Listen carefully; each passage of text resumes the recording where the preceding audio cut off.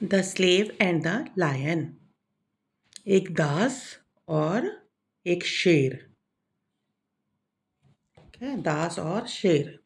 Once upon a time in Rome a rich man had a slave. एक समय की बात है, रोम एक जगह है, वहाँ पर एक धनी आदमी रहता था और उसका एक दास था, नौकर था उसके पास। The man was very cruel to him.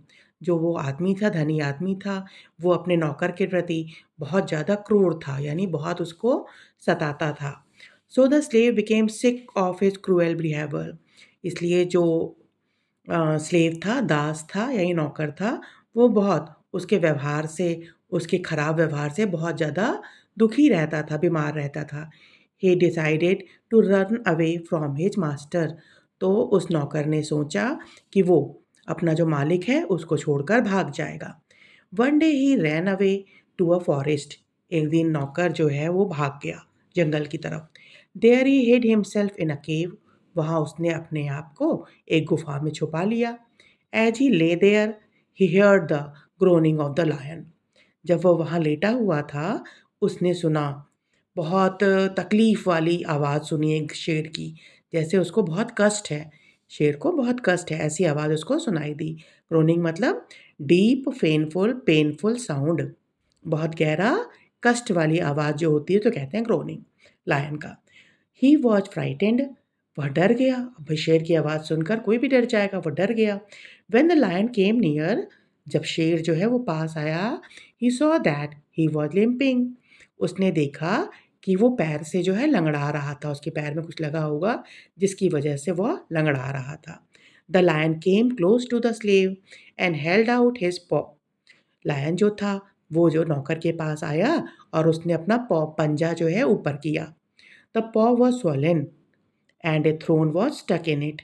जो पंजा था वो फूल गया था, स्वेलन फूल गया था, एंड ए थ्रोन और एक कांटा जो था उसमें स्टक फंसा हुआ था। The slave pulled out the thorn very gently.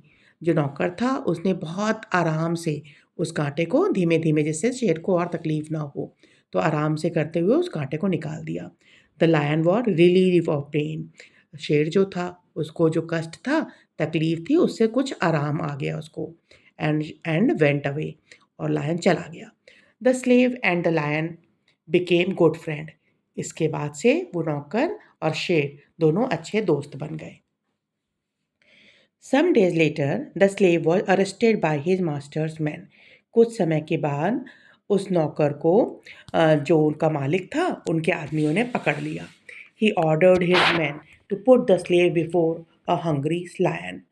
और धनी आदमी ने ये ऑर्डर दिया कि नौकर को जो है उसको भूखे शेर के सामने रख दिया जाए, पहुंचा दिया जाए।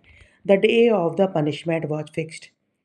और किस दिन उसको भूखे शेर के पास भेजना है, वो दिन फिक्स कर लिया गया। The lion was freed from the cage to attack the slave. Lion जो था उसको उसके केज से, पिंजड़े से बाहर निकाला गया कि वो नौकर पे अटैक कर सके। When the lion came out of the cage he recognize the slave.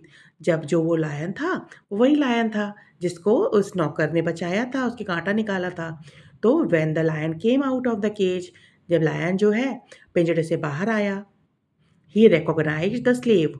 उसने उस नौकर को रिकॉग्नाइज्ड, पहचान लिया। उसने पहचान लिया कि वही है जिसने मेरे पैरों में से, पंजे में से कांटा निकाला था।